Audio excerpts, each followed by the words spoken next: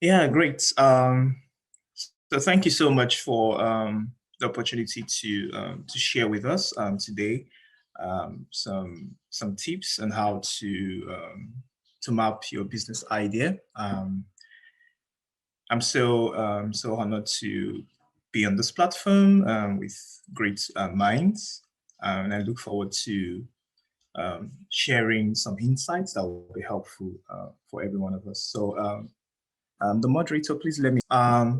Yeah, thanks everyone once again. So my name is Chima Omike. I'm a co-founder with Innovate Lab, and I'm here to share with us some practical tips or steps that will be necessary for as many of us who are planning to start a business, and for as many of us who have business ideas that we want to transform into great solutions. So I'm going to share my screen. Let me put that up shortly.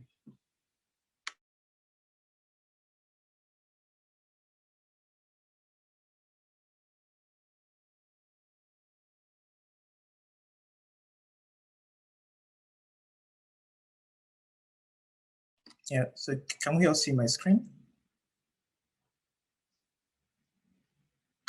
Yes, we can. Perfect. So I'm going to be sharing my screen, and I'm going to turn off my video throughout the timeline of the conversation, and I'll turn the video back on when I'm done with sharing. Hope we all don't hope we don't mind that I do it. It's fine. It's okay. Okay, cool.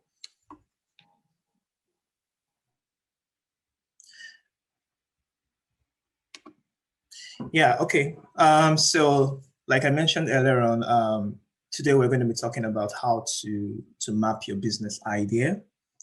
I'm going to take us through some steps that will be helpful in allowing you articulate your business ideas in a very compelling way, in such a way that whosoever you're planning to deliver this business idea to, whether as a solution or whether as a concept, that the person would understand what you're saying and would be able to make sense of whatsoever thing you have in mind. So I'm going to take us through 4 steps, and each of these 4, or I'll call them phases.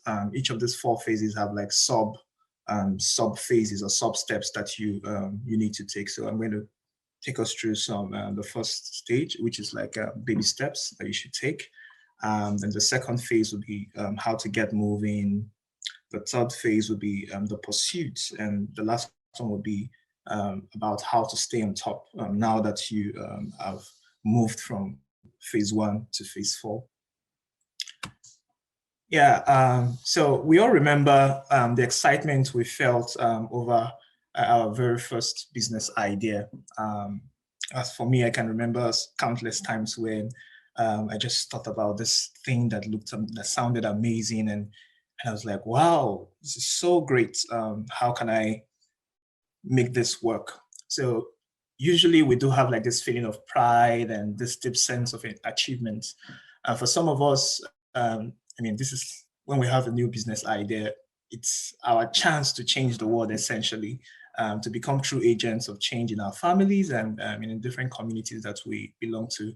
And of course, a business idea, the underlying reason why most of us have business ideas, because we want to have an opportunity to build wealth for ourselves. So essentially, a business idea is one that will eventually lead to potential business transactions, either in the short term or in the long term. So the aha moment, like you can see on the screen, is a crucial first step for anyone who wants to build a business. But however, a business idea is worth nothing until you put in the work to make it work. What that means is that you need to take the initiative in transforming that business idea from nothing to becoming a thing of value to your potential users. So the next thing that you should do whenever you're in the phase of just like thinking of something new is to ensure that you're documenting whatsoever thing that you've thought about. Let me first of all emphasize here that, that there's no business idea that is worthless. 90% of the time, the ideas that come to our mind, they come in crude forms, and they often need the right structure to transform them into the right kind of success we're looking for. So let me first of all say, never say no to yourself when that new business idea comes to your mind. Your first reaction should be to properly document that idea. This is very, very critical. You can get a notebook or a jotter or a diary and put down some of those amazing things you're thinking about. You can also note the dates for for each occasion that you add to that idea, or whenever you discover more new ideas. And for those of us who are always on our smartphones and we use different kinds of smart devices, there are several zero-cost applications that we can use to document some of our business ideas. Some of them include things like notes, sticky notes, notepad. Like I shared on the screen here, I usually use my notes whenever a business idea just comes to my mind. I put it down so that I don't forget, and so that I can return to it later to flesh it out so that it makes more sense. So the next step after documenting your business idea, that amazing plan that has come to your mind, is to define what that idea really is. So this step is, for me, I think it's like the most critical step in mapping out your business idea. In fact, if you fail to get this right, you may end up wasting scarce resources. So most of the times, a new business idea addresses an existing problem or several problems. In some cases, a new business idea may be a response to a problem that could happen in the future. Maybe it hasn't happened yet, but you're already thinking about how to address those issues. So we need to define the problems we are addressing accurately.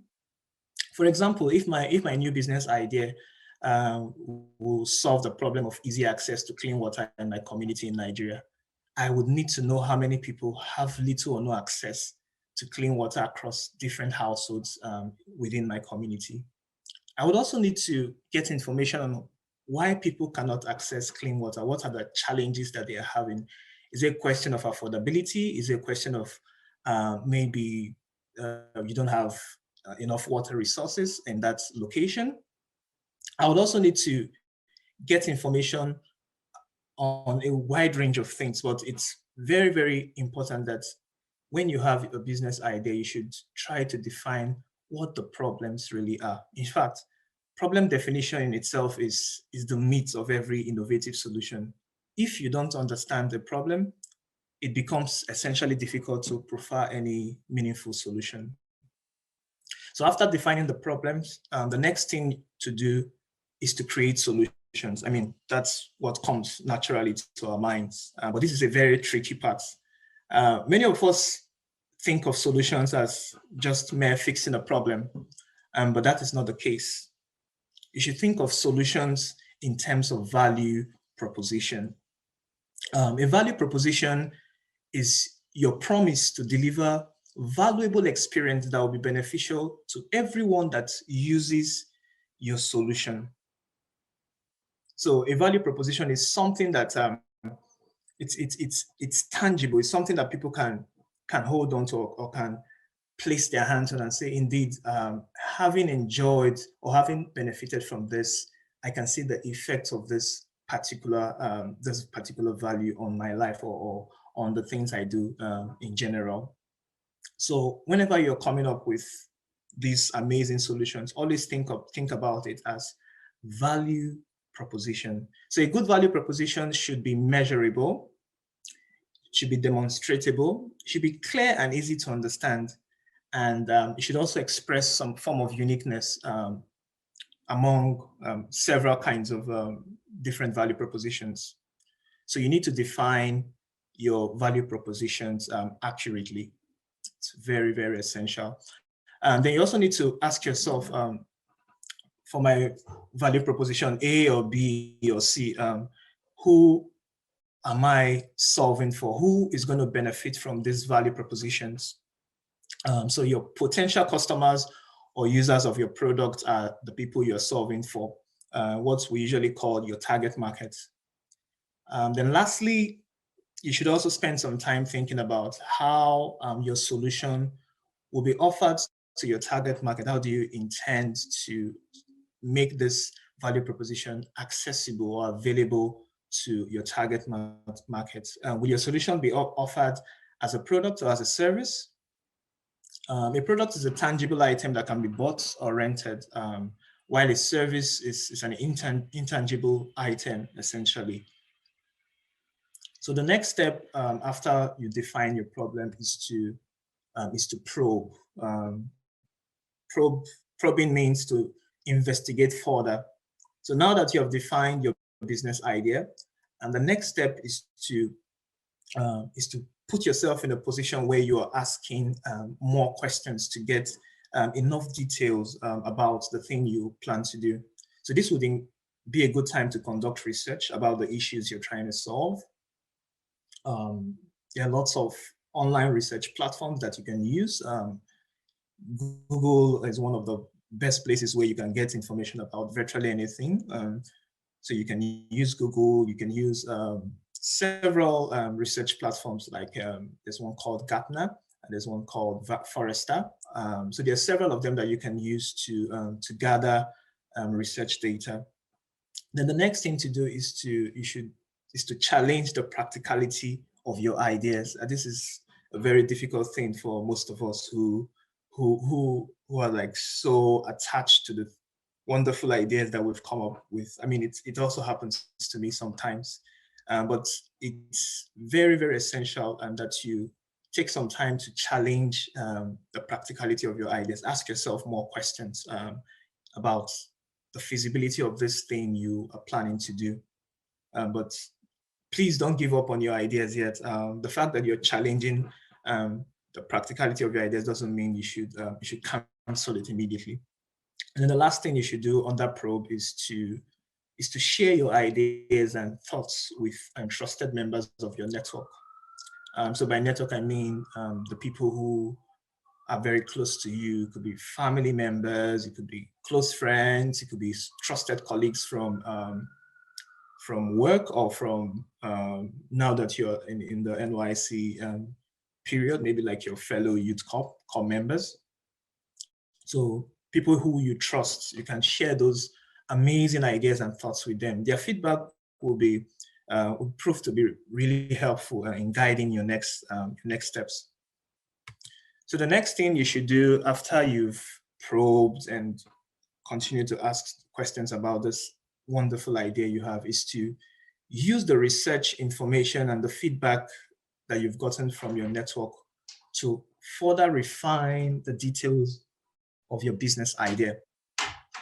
So that would be essential, because you want to look at all the different perspectives that will inform how your business idea is going to eventually become something that is worth a lot to people. This will also be a good time to track like past and current performance trends on similar business ideas that look like what you're trying to do in your target markets. At this stage, you should be able to make some early decisions about your business ideas. If there's an overwhelming evidence to show that your business idea does not stand a chance, this might be a good time to shelve your plans and probably wait until there's new information to support your actions. I know this is like one of the very difficult stages to be in, when after coming up with this wonderful idea, then you just suddenly discover that, oh, it's not really practical. It's not something that can work maybe in Nigeria, or it's not something that can work maybe in your local environment. So while you're in that stage, if you discover that there's not enough evidence to support the things you're planning to do, it might be a good idea to just shelve it. But by shelving, it doesn't mean you're completely canceling it. You can just keep it in the works and probably wait until there's new information to support that business idea. On the other hand, if there's sufficient evidence that demonstrates potential traction in that value proposition you're making, then you should consider moving to the next steps, which is the phase 2 of this presentation. So phase 2 is called is the get moving phase, and the first step to take in the phase 2 stage is to ask yourself the resource question.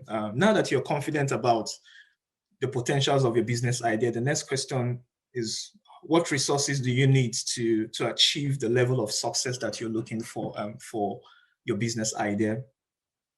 So I had listed commitment, competency, and cash, and the 3 C's.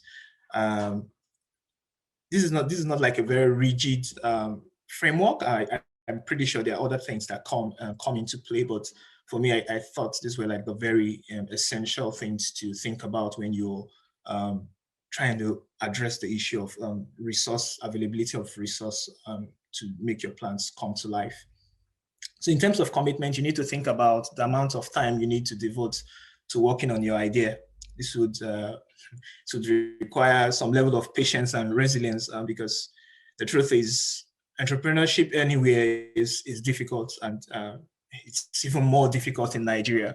So you will need to weigh your options and see what's out there before committing to it. And maybe after doing the analysis and it looks like this is not something that will be a best fit for you, it's totally fine if you continue to do your 9-to-5 job. There's no problem.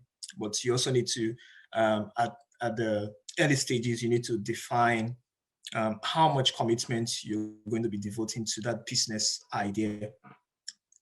You also need some competencies to craft your solutions. Some of these competencies include, there are several of them, but I just highlighted the ones that are like very, very important in doing whatever thing you want to do. So like the first speaker had mentioned earlier on, he talked about creative thinking skills, productive thinking, breakthrough thinking. I tagged them under cognitive skills. So you need all of those essential skills so that you can properly craft out that business idea into something that appeals to your target market. There's a strategy that is required to make all of those things work. So you probably also need some technical skills or subject matter skills. Let's assume you're trying to build an online platform for the exportation of Gari to outside Nigeria. You need coding skills, of course, and you also need to do research. You probably need someone who understands how to use data, and like all of those pieces, you would need those to be able to do a good job on your business idea. You probably would also need some business skills. You need to understand the market sizing.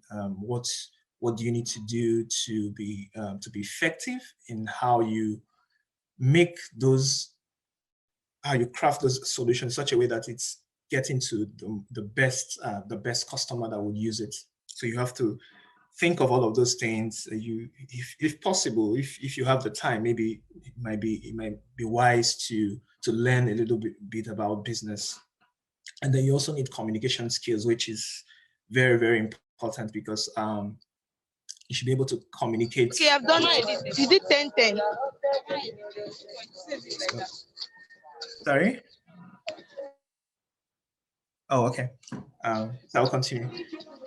So you also need top communication skills because Okay.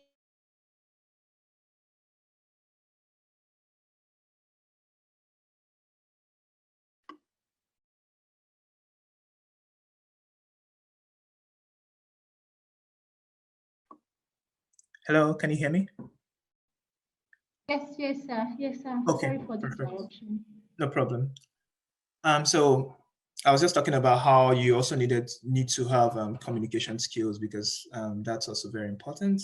As someone who wants to do business, you will always be communicating with people, whether it's your clients or whether it's with people who eventually become your investors, or whether it's with even with your team members. You definitely need to work on your communication skills, whether it's written or whether it's oral communication.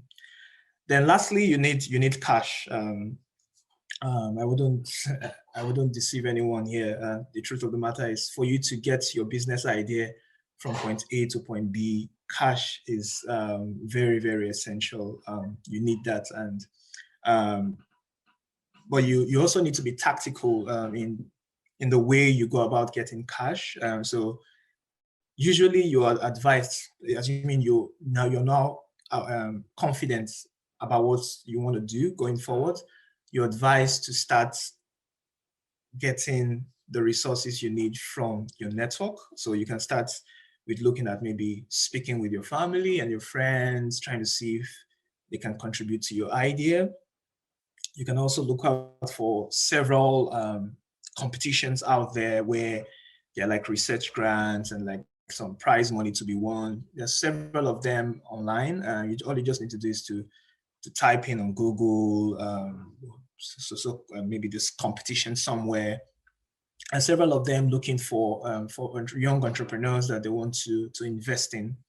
Then you could also get the cash you need from maybe some personal savings that you've made over the years, and maybe through donations and loans. But for me, first thing I would do whenever I'm in a situation where I'm trying to scale a business idea into something that is going to work, is to concentrate more on getting contributions from family and friends, because it's low risk, and you don't want to be in a situation where you're borrowing money and you don't have demonstrable kind of traction to support whatsoever thing you're doing. So it's usually advisable to go with the low risk options, go with contributions from family, or participate in different kinds of competition where you can showcase your idea and get the kind of funding you need. So I'll move to the next slide. So the next slide is also very important, and the focus here is on relationships. So business ideas need quality relationships for them to blossom into what you want them to be. So yeah, relationships are very important. So for the first thing you need to do in every relationship is to communicate your goals clearly. So let's say you're trying to build a team where each of you would work together to like make things work in terms of the business plans you have. You need to be able to communicate clearly to them what the general goals are, and what specific goals are required to be completed before you guys can move to the next stage. So communication of your goals are very important. Then you also need to work on your collaboration skills, because the truth of the matter is no one is an island. We all need each other to make some kind of success in the things we want to do. So you have to work on your collaboration skills. You're being able to work with people across different backgrounds, across different skill sets. So that's very essential. So, and in forming teams, you should also encourage your team members to become co-creators. So by co-creators, you're essentially making them realize that as team members, you all are creating this wonderful solution together. So it's like you're spreading the ownership of that project across every team member. So nobody feels like, oh, maybe he's the Oga, so because he's the Oga, I shouldn't do much, So by encouraging team members to become co-creators, you're empowering them to tap into the vision of what you're doing and to make it their own. So the next thing you need to do also is you need to start building the communities for your solution.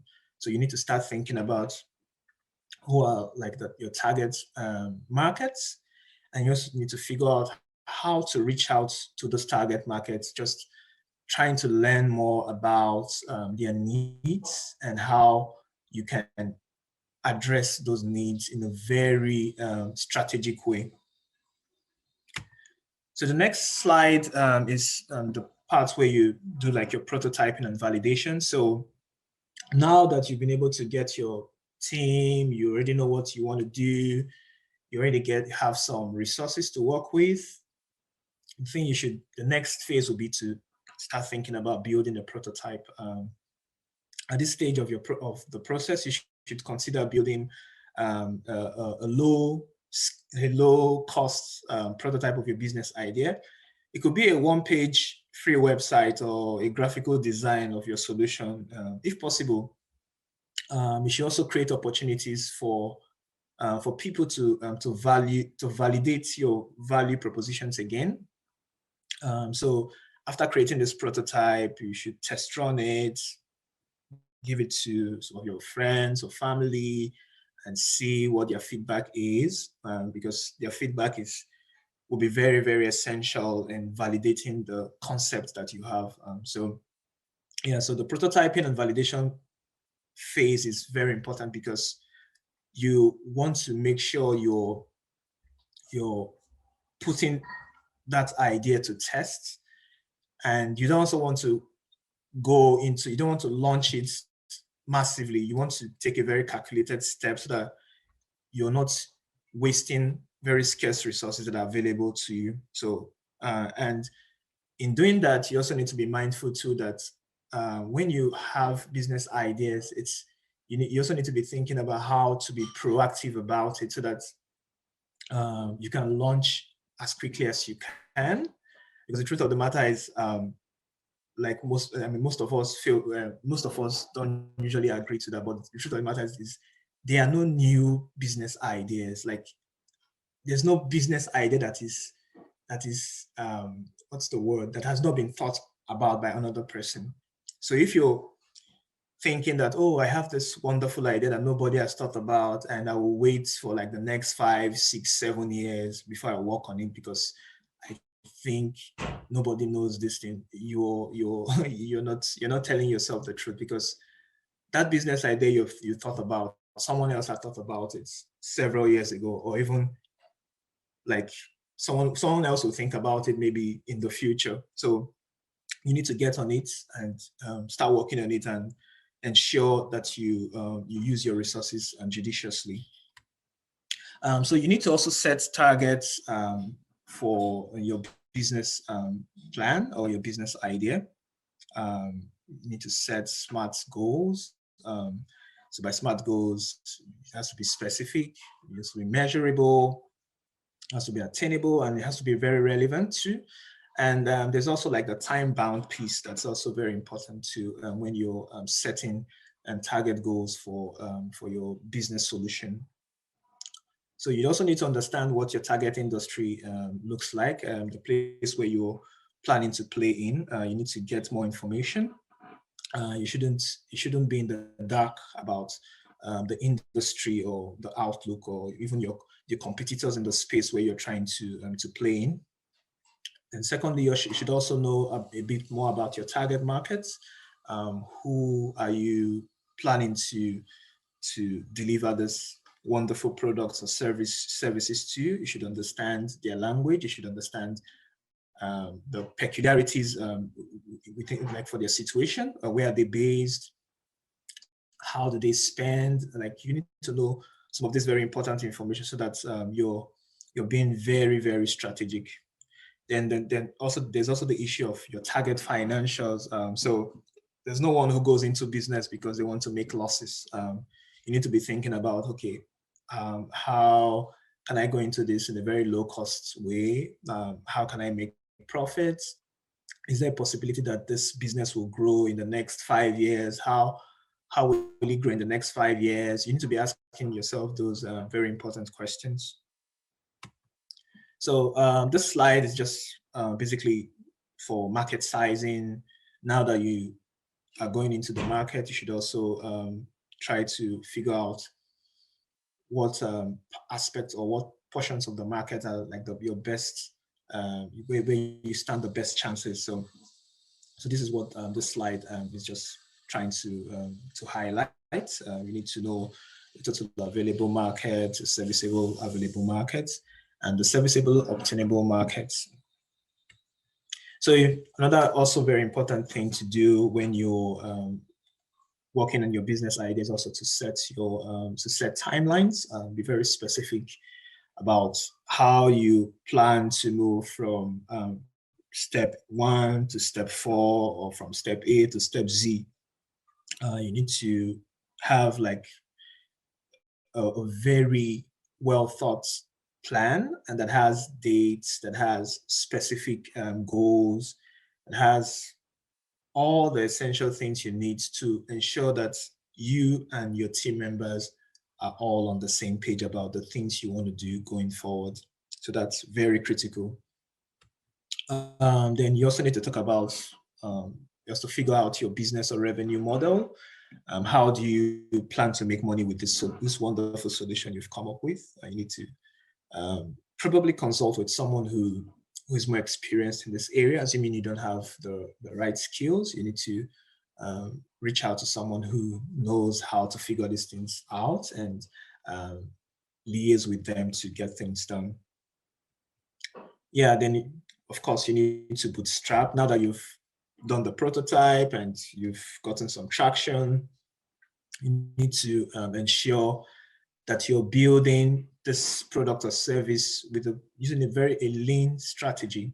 So a lean strategy is basically just your own way of gaining competitive advantage by offering high quality products at competitive prices, but also making sustainable profits that is engendered by cutting down on waste.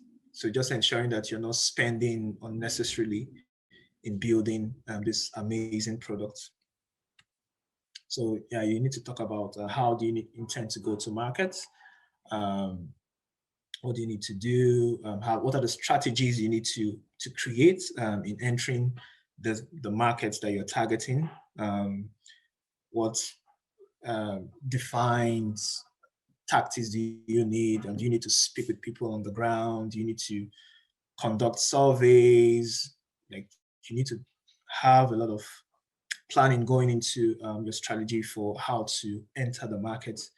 This also works in line with like your marketing plans. Do you need to advertise online?